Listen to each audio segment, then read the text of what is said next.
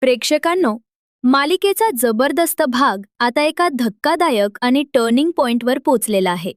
समर आणि स्वानंदी यांच्या नात्याला पुन्हा एकदा जवळ येण्याची वेळ आता खरंच आलीय. आणि यामागचं मुख्य कारण ठरत आहे मल्लिकाची मोठी चूक.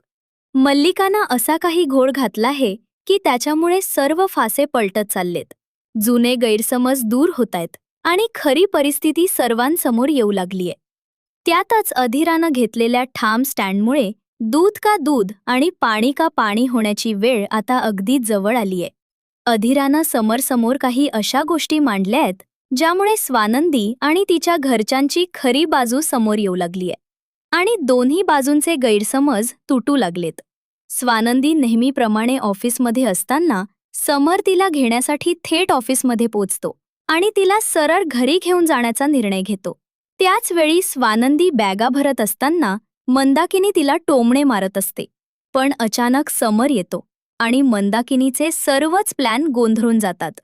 पुढे गाडीत बसल्यावर समर आणि स्वानंदीमध्ये पुन्हा एकदा 15 लाखांच्या विषयावर बोलणं सुरू होते. पण तेवढ्यातच रोहन आणि स्वानंदी भेटतात आणि तो विषय अर्धवट राहतो.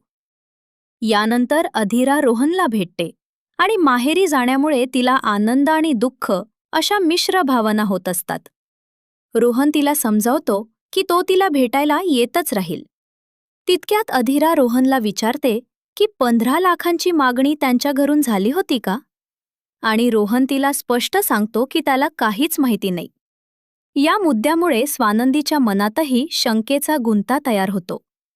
मग अधीरा आपल्या माहेरी येते आणि तिथे तिची आई आणि वहिनी तिला कपड्यांवरून वागण्यावरून सतावायला सुरुवात करतात.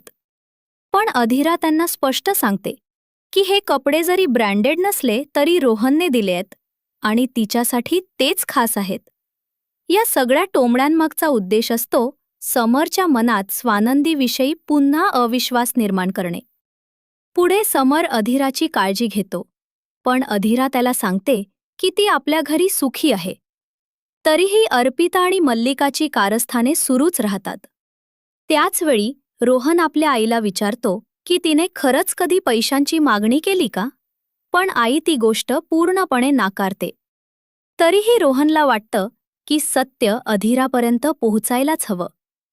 मग रोहन आणि अधीरामध्ये पुन्हा संवाद होतो आणि अधीराला संशय येतो की या सगळ्यामध्ये काहीतरी मोठी गडबड आहे. तिला जाणवतं की अंशुमन सुद्धा यात सामील असू शकतो. ती ठरवते की हे प्रकरण पूर्णपणे समोर आणायचं. मग अधीरा समोरासमोर धारसाने उभी राहते आणि 15 लाखांच्या गोष्टीचं खरं सत्य सांगते. ते पैसे कोणी दुसरं नाही तर मल्लिकानेच घेतलेले होते आणि अंशुमनने त्यासाठी खोटं नाटक केलं होतं. इतका मोठा पर्दाफाश झाल्यावर घरात खळबळ उडते. मल्लिका आणि अर्पिता दोघेही अडकतात आणि स्वानंदीच्या घरच्यांवरचे आरोप चुकीचे होते हे सिद्ध होतं. या उघडकीनंतर समरला स्वानंदीची खरी बाजू कळते आणि त्याचा तिच्यावरील विश्वास पुन्हा मजबूत होऊ लागतो. घरी निघताना त्याने स्वानंदीचे कौतुक करून तिला जवळ घेतले, ज्यामुळे स्वानंदीही आनंदित होते. पण त्याचवेळी थोडी गोंधळते. मालिकेतील प्रत्येक कटकारस्थान आता एक एक करून उघड होत आहे आणि कथा अजूनच रंजक वळणावर पोहोचली आहे. अशाच प्रकारे पुढील भागांसाठी आपल्या YouTube चॅनलला नक्की सबस्क्राईब करा. धन्यवाद.